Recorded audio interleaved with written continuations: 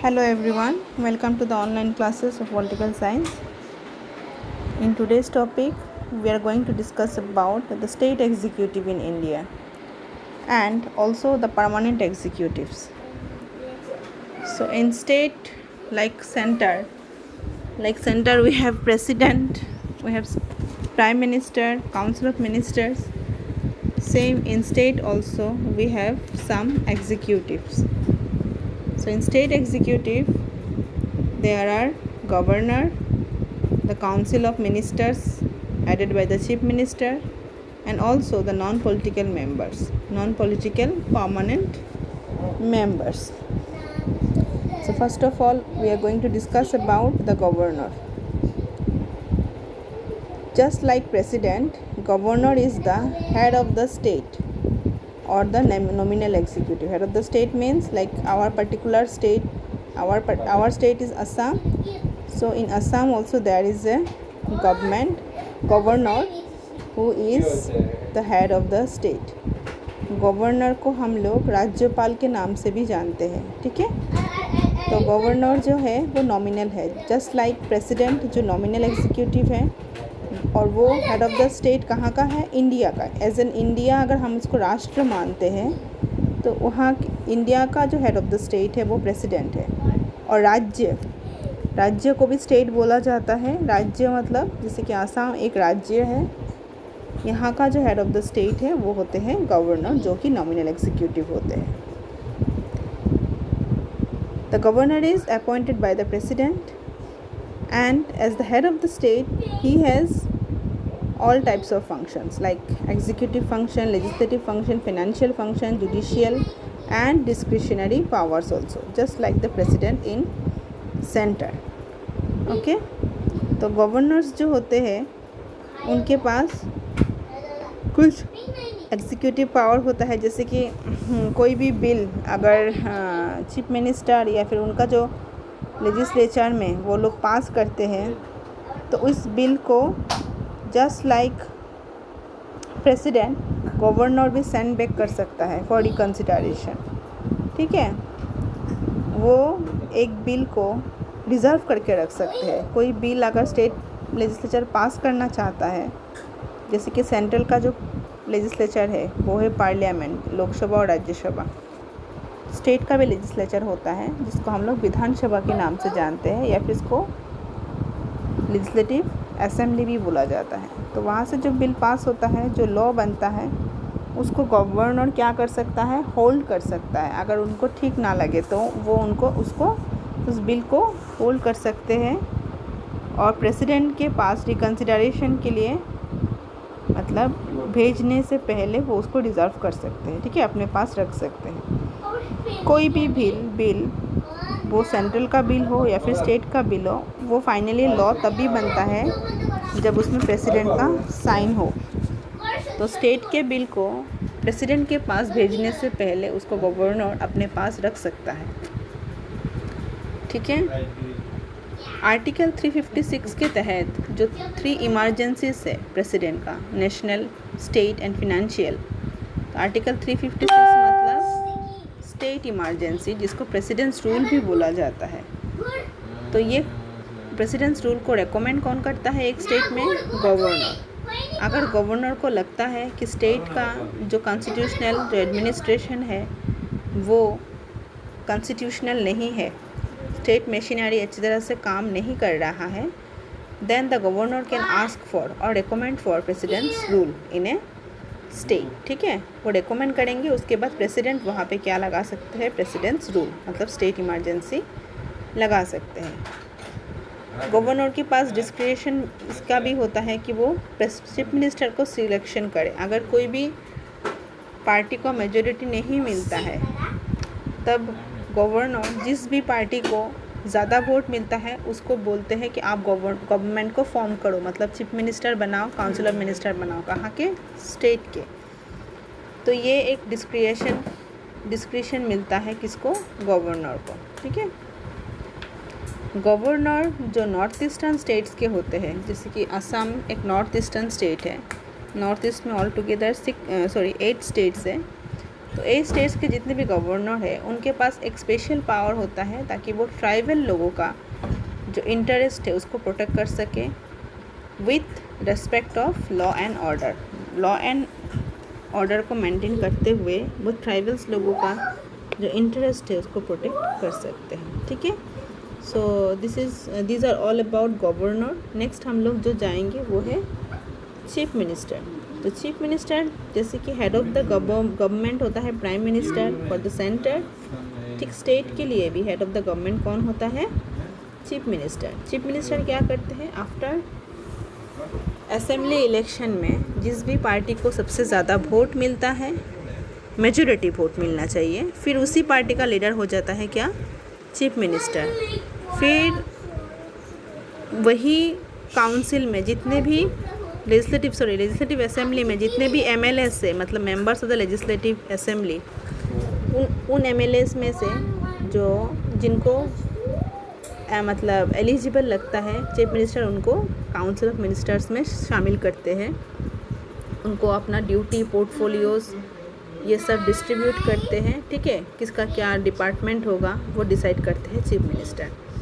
जब भी कैबिनेट का मीटिंग होता है, जैसे कि सेंटर में कैबिनेट होता है जिसमें 15 to 20 मेंबर्स हो सकते हैं, मिनिस्टर होते हैं, स्टेट में भी एक कैबिनेट होता है, तो उसका जो मीटिंग है वो डिसाइड कौन करता है? Chief minister. तो वो होता है chief adviser of the governor. Chief minister chief adviser भी होते हैं गवर्नर का, गवर्नर को एडवाइस देना। जैसे कि प्रेसिडेंट को एडवाइस कौन देता है? Prime minister. ठीक वैसे ही गवर्नर को एडवाइस कौन देता है? Chief minister. Chief minister is the direct link between किसके बीच में गवर्नर और काउंसिल ऑफ मिनिस्टर के बीच में लिंक होते हैं chief minister. He is the nerve centre of the state administration. Main centre है क्योंकि स्टेट का एडमिनिस्ट्रेशन जो है वो उनके तहत ही चलता है। नेक्स्ट हम लोग जो पढ़ेंगे वो है परमानेंट एग्जीक्यूटिव के बारे में, जिसको ब्यूरोक्रेसी भी बोला जाता है। परमानेंट एग्जीक्यूटिव मतलब जो पॉलिटिकल नहीं है। ठीक है, परमानेंट का मतलब होता है कि जो जैसे कि प्रेसिडेंट हो, प्राइम मिनिस्टर हो, चीफ मिनिस्टर हो, गवर्नर हो, काउंसिल ऑफ मिनिस्टर्स हो, उनको पॉलिटिकल बोला जाता है क्योंकि वो इलेक्टेड होके आते हैं। उनका एक फ़िक्स टर्म होता है 5 साल के लिए, या फिर उससे भी कम भी हो सकता है, और कुछ अपना टर्म ख़त्म होने के बाद उनको फिर से अपना मतलब इलेक्शन करके फिर से आना पड़ता है। वो आते भी है, कभी कभी उनको चेंज भी किया जाता है, तो इनको बोलते हैं पॉलिटिकल। और परमानेंट एग्जीक्यूटिव वो होते हैं जो ब्यूरोक्रेट्स होते हैं। ब्यूरोक्रेट्स का मतलब है गवर्नमेंट सर्वेंट। गवर्नमेंट काम तो करता है, लेकिन गवर्नमेंट के जितने भी काम को आगे कौन लेके जाता है? Government officials. ठीक है, from lower member to the higher member, lowest member to the highest member, जितने भी गवर्नमेंट सर्वेंट्स होते हैं उनको क्या बोला जाता है? सिविल सर्वेंट्स भी बोला जाता है, और उनको ब्यूरोक्रेट्स भी बोला जाता है। जो टर्म ब्यूरोक्रेसी है वो फ्रेंच वर्ड ब्यूरो से लिया गया है, जिसका मीनिंग होता है डेस्क और राइटिंग टेबल। डेस्क मतलब जहाँ पे हम लिखते हैं, जैसे स्कूल में डेस्क होता है, बेंच होता है। डेस्क मतलब जिसमें हम लोग लिखते हैं। तो ब्यूरो का मतलब फ्रेंच वर्ड में है डेस्क। तो डेस्क ऑफ द गवर्नमेंट, ये जो है ये टर्म इसलिए ब्यूरोक्रेसी में आया है क्योंकि वो डेस्क ऑफ द गवर्नमेंट है। मतलब गवर्नमेंट जितने भी अपना काम को आगे बढ़ाते हैं, ठीक है, वो कहाँ पे बढ़ाते हैं? परमानेंट एग्जीक्यूटिव के थ्रू बढ़ाते हैं। दैट मीन्स जो गवर्नमेंट ऑफिशियल्स है वो अल्टीमेटली गवर्नमेंट के जितने भी पॉलिसीज़ हैं, जितने भी लॉज हैं जो गवर्नमेंट बना चुके हैं, उनको लेके आगे बढ़ता है, वो है परमानेंट एग्जीक्यूटिव। ठीक है, तो 18th सेंचुरी में फ्रेंच इकोनॉमिस्ट विंसेंट डी गोर्ने, उन्होंने ये ब्यूरोक्रेसी का जो वर्ड टर्म है वो पहले यूज़ किया हुआ था। और जो जर्मन सोशियोलॉजिस्ट है मैक्स वेबर, उन्होंने ये सिस्टमेटिक स्टडी बनाया था ब्यूरोक्रेसी का। ब्यूरोक्रेसी कैसे काम करता है इसका एक स्टडी बनाया था किसने? जर्मन सोशियोलॉजिस्ट मैक्स वेबर ने। अभी हम लोग कैरेक्टरिस्टिक्स के बारे में थोड़ा जानेंगे। ब्यूरोक्रेसी के कैरेक्टरिस्टिक्स क्या क्या है। फर्स्ट है प्रोफेशनल एंड परमानेंट। तो ब्यूरोक्रेट्स आर टोटली प्रोफेशनल। ठीक है, वो लोग जॉब मतलब बाकायदा उनको क्या करना पड़ता है? प्रोफेशनली वो लोग एग्ज़ाम देके एग्ज़ाम पास आउट होके वो अपने जॉब में आते हैं, और वो लोग टोटली प्रोफेशनल होते हैं। वहाँ पे पॉलिटिकल कुछ नहीं होता है। वो अपना प्रोफेशन को चूज़ करते हैं एज ए ब्यूरोक्रेट्स, और वो अपने काम को आगे बढ़ाते हैं। They are permanent also because they are appointed on the basis of, अपने मेरिट एंड क्वालिफिकेशन के बेसिस में वो लोग आते हैं और वो एक फिक्स टेन्योर तक रहते हैं। जैसे कि अगर कोई सिविल सर्वेंट्स 30 ईयर्स के एज में अपॉइंट हुआ होगा तो वो कितना साल तक काम करेगा, टिल उसका एज 60 ईयर्स होता है तब तक वो काम करेगा। ठीक है, अगर कोई अनफॉर्चुनेट डेथ केस या फिर कुछ अनफॉर्चुनेट इवेंट ना हो तब तक वो अपना काम करता रहेगा, तो वो परमानेंट होता है अपने पोस्ट में। ऐसा नहीं है कि 5 साल के बाद उसको फिर से चेंज किया जाएगा, ट्रांसफ़र हो सकता है, लेकिन उनका जो पोस्ट है वो परमानेंट होता है। Next is neutrality.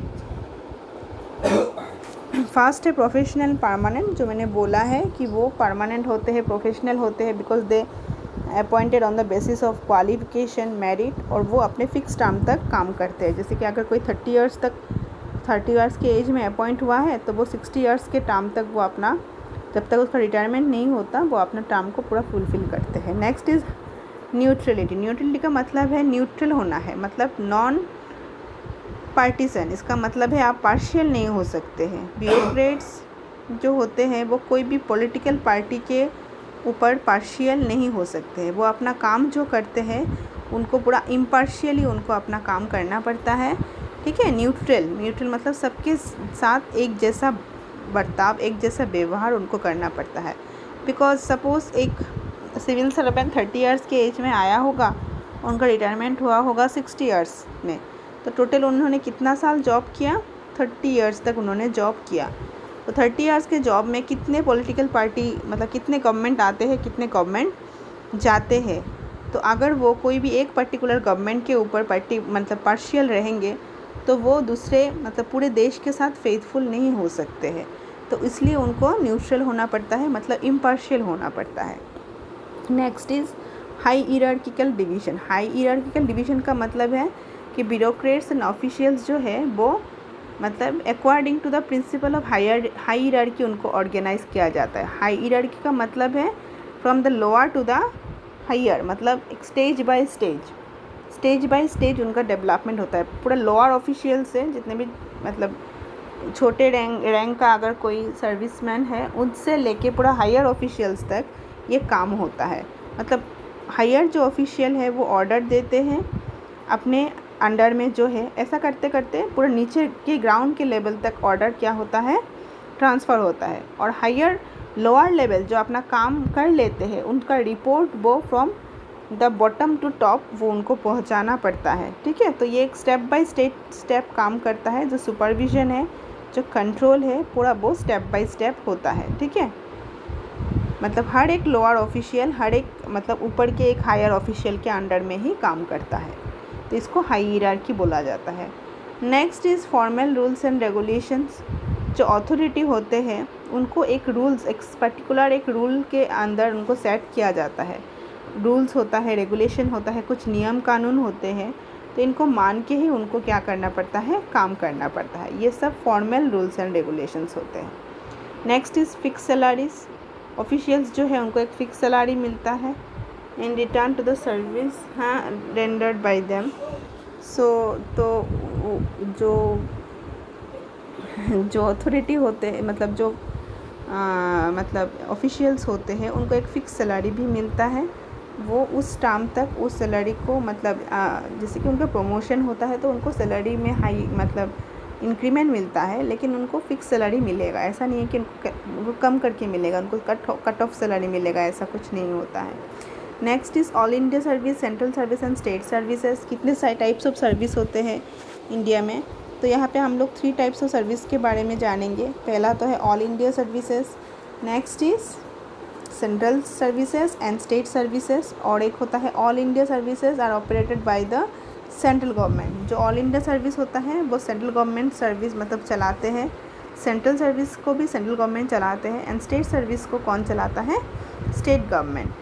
तो जितने भी ऑल इंडिया सर्विसेज हैं, ऑल इम्पोर्टेंट जितना हम लोग जानते हैं ऑल इंडिया सर्विसेज में से, वो होता है IAS मतलब Indian administrative service. Next is Indian police service जो IPS होता है, इंडियन फॉरेन सर्विस जो IFS होता है। तो ये 3 टाइप ऑफ सर्विस के अंडर में बहुत टाइप ऑफ सर्विस हमें मिलता है। तो इनमें कुछ ऑल इंडिया सर्विस जो है उनका कुछ स्पेशल फीचर होता है। First is they are common to both the centre and the state. वो लोग सेंटर एंड स्टेट के लिए कॉमन होते हैं, ठीक है। वो सेंटर से अपॉइंट होकर स्टेट में मतलब रन करते हैं, ट्रांसफ़र होते हैं उनका। They are recruited in all India basis, हर एक मतलब इंडिया कहीं भी, आप असम के होके आपको केरला में भी जॉब मतलब ट्रांसफ़र मिल सकता है, केरला में आपको पोस्टिंग मिल सकता है। मतलब आप कोई भी स्टेट का कोई बाउंड्री नहीं होता है, ऑल इंडिया लेवल में आपको काम करना पड़ता है। And lastly the UPSC is the recruiting agency of all India services. तो ऑल इंडिया सर्विस को जो अपॉइंट करता है वो कौन करता है? यूपीएससी, ठीक है। यूपीएससी मतलब यूनियन पब्लिक सर्विस कमीशन का एग्ज़ाम होता है। एग्ज़ाम देने के बाद जो मेरिट बेसिस में जो आते हैं उनको थ्रू इंटरव्यू सर्विस में मतलब पोस्टिंग मिलता है। नेक्स्ट होता है सेंट्रल सर्विसेज। सेंट्रल सर्विसेज में क्या क्या आता है? Indian audit and account service, Indian railway service, Indian custom and exercise service etcetera. तो ये भी रिक्रूट होता है किससे? थ्रू यूपीएससी के थ्रू, ठीक है। नेक्स्ट आता है state services. State services totally under the control of state government. तो इसमें जो रिक्रूटमेंट होता है वो करता है मतलब उसमें होता है क्या क्या? स्टेट पब्लिक सर्विस कमीशन करता है। जैसे कि all India service and central service को कौन अपॉइंट करता है? यूपीएससी। ठीक वैसे ही स्टेट सर्विस को कौन अपॉइंट करता है? State public service commission, SPSC. वो यूपीएससी है, ये है एसपीएससी। तो एसपीएससी का जैसे कि एग्जांपल है असम पब्लिक सर्विस, ठीक है। आसाम का जैसे होगा तो आसाम पब्लिक सर्विस कमीशन है, तो आसाम का अपॉइंटमेंट कौन करेगा? एपीएससी ही करेगा, ठीक है। अगर वो वेस्ट बंगाल का होता तो डब्ल्यूपीएससी होता, डब्ल्यूबीपीएससी। तो अपने स्टेट के नाम से स्टेट सर्विसेज का नाम अलग अलग है। हमारा आसाम का जो नाम है वो है आसाम पब्लिक सर्विस कमीशन। तो ये जो कमीशन है मतलब कॉन्स्टिट्यूशन ऑफ इंडिया के प्रोविज़न में ही वो पब्लिक सर्विस कमीशन को काम करते हैं, both centrally and state level में। तो अभी हम थोड़ा रोल ऑफ एपीएससी जानेंगे। यूपीएससी का जो रोल है यूनियन पब्लिक सर्विस कमीशन का, वो सेंट्रल रिक्रूटिंग एजेंसी है। एपीएससी स्टेट का है, जैसे आसाम का है एपीएससी। यूपीएससी क्या होता है? सेंटर का, मतलब सेंट्रली वो दो सर्विस देखता है, एक होता है ऑल इंडिया सर्विस और दूसरा होता है सेंट्रल सर्विसेज। टोटल कितना सर्विसेज है? 3 type, all India service, second is central service, third is state service.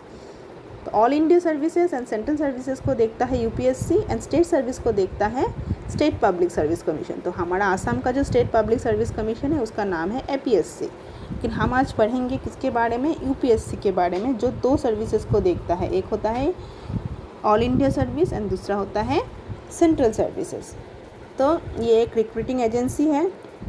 Under article 315 of the constitution इसको सेट किया गया था। उसका जो मतलब चेयरमैन होते हैं, जो मेंबर्स होते हैं, उनको अपॉइंट कौन करता है? President of India for the period of 6 years. After 6 years और या फिर 65 ईयर्स तक वो लोग काम करते हैं।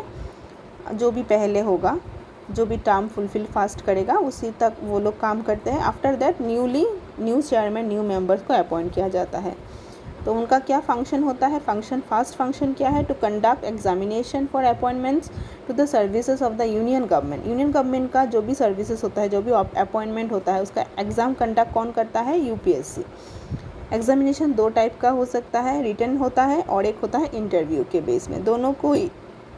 दोनों टाइप ऑफ एग्जामिनेशन को कंडक्ट कौन करता है? यूपीएससी। नेक्स्ट इज इनका काम होता है यूनियन गवर्नमेंट को एडवाइस देना किस मैटर में? Recruitment of the civil services के मैटर में, सिविल पोस्ट के मैटर में एडवाइस देते हैं वो लोग सेंट्रल गवर्नमेंट को।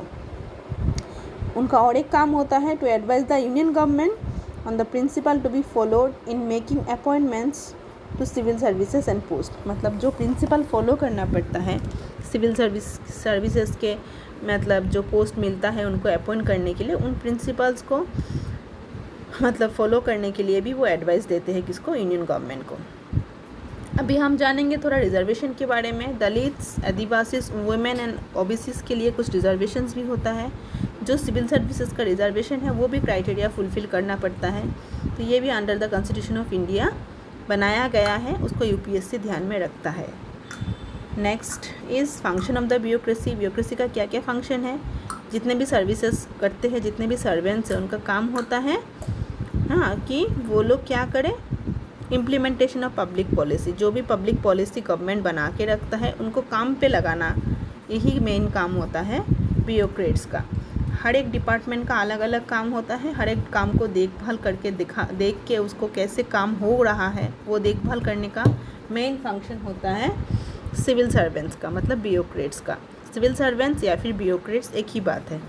नेक्स्ट इज, इनको हम लोग थिंक टैंक और brain trust of the government भी बोल सकते हैं, बिकॉज ये लोग गवर्नमेंट को पॉलिसी फॉर्मुलेट करने के लिए हेल्प करते हैं। ठीक है, क्या पॉलिसी आएगा, बिकॉज जो डाटा है, जो गवर्नमेंट जो पॉलिसी बनाते हैं on the basis of the data जो ऑलरेडी जो सिविल सर्वेंट्स है, जो ब्यूरोक्रेट्स है, वो भेजते हैं गवर्नमेंट को, फिर जाके पॉलिसीज़ बनता है। फिर वो लोग क्या करते हैं, इम्प्लीमेंट करते हैं और एग्जीक्यूट करते हैं the law of the land. एक लैंड में, एक जगह का क्या लॉ है उसको इम्प्लीमेंट करना, काम पे लगाना, उसको एग्जीक्यूट करने का भी ड्यूटी होता है सिविल सर्वेंट्स का, मतलब ब्यूरोक्रेट्स का। It also prepares budget. ठीक है, बजट प्रिपेयर करते हैं, taxation expenditure policies of the government. जो फाइनेंस मिनिस्टर है वो बजट को पेश करते हैं मतलब पार्लियामेंट में, लेकिन उसको प्रिपेयर करने में सिविल सर्वेंट्स उनको हेल्प करते हैं। ठीक है, फिर वो होते हैं इंस्ट्रूमेंट होते हैं, ताकि वो पॉलिसी जो है गवर्नमेंट जो बनाते हैं लोगों के लिए, वो वेलफेयर पॉलिसी हो। वेलफेयर मतलब जो लोगों के लिए अच्छी हो, लोगों के लिए भलाई के लिए हो, वो पॉलिसी को इम्प्लीमेंट करने में भी हेल्प करता है ब्यूरोक्रेसी। एंड मॉडर्न स्टेट में हम लोग ब्यूरोक्रेसी के अलावा कुछ सोच भी नहीं सकते हैं, बिकॉज मतलब डेमोक्रेसी में ब्यूरोक्रेसी का बहुत ज़्यादा इम्पोर्टेंस है। डेमोक्रेसी में जैसे कि आगे क्या था कि किंग जो मर्ज़ी वो कर लेता था, लेकिन अभी नहीं होगा, बिकॉज गवर्नमेंट को कोई भी पॉलिसी बनाना है तो वो ग्राउंड लेवल के जितने भी ऑफिसर्स हैं, जितने भी सिविल सर्वेंट्स हैं, उनसे उनको बात करना पड़ेगा कि पॉलिसीज़ किसकी बेसिस में बनाए। तो ये एक इम्पॉर्टेंट फंक्शन होता है ब्यूरोक्रेट्स का। लास्टली इम्पोर्टेंस ऑफ ब्यूरोक्रेसी, अगर हम इम्पोर्टेंस के बारे में जानें तो ये सबसे इम्पोर्टेंट एंड एफिशिएंट डिपार्टमेंट है गवर्नमेंट के। तो ये परमानेंट होते हैं, इनको हम लोग टेम्पोररी, जैसे मिनिस्टर्स टेम्पोररी होते हैं, वो आते हैं जाते हैं, लेकिन दे आर परमानेंट। वो पॉलिटिशियंस नहीं है, उनको एक क्वालिफ़िकेशन है, उनको प्रोफेशनल क्वालिफ़िकेशन है। On the basis of merit उनको क्या किया जाता है, अपॉइंट किया जाता है। एंड फॉर मतलब उनका जितना भी एक्सपीरियंस, जितना भी प्रैक्टिकल ग्राउंड में एक्सपीरियंस बढ़ता है, उसकी बेसिस में उनको प्रमोशन भी मिलता है। ठीक है, they are the knowledge of मतलब एडमिनिस्ट्रेशन। उनके नॉलेज से ही गवर्नमेंट क्या बनाते हैं, पॉलिसीज़ बनाते हैं। ठीक है, तो ब्यूरोक्रेसी के अलावा छोड़ के हम लोग अपना एडमिनिस्ट्रेशन सोच भी नहीं सकते हैं। तो ये नॉन पार्टीसन होता है, कोई भी पॉलिटिकल पार्टी के साथ उनका मतलब पार्शियलिटी वो नहीं कर सकते हैं, बिकॉज दे आर परमानेंट। कितने भी पॉलिटिशियन आते हैं जाते हैं, लेकिन दे आर परमानेंट। तो उनको हर एक के साथ मिल के पॉलिसीज़ बनाना पड़ता है। ठीक है, तो ये हो गया ब्यूरोक्रेसी के बारे में। तो ये जो आपका पूरा चैप्टर है मैंने एक्सप्लेन कर दिया है। अभी जो शॉर्ट क्वेश्चंस हैं मैं धीरे धीरे वो देती रहूँगी। Till then bye bye.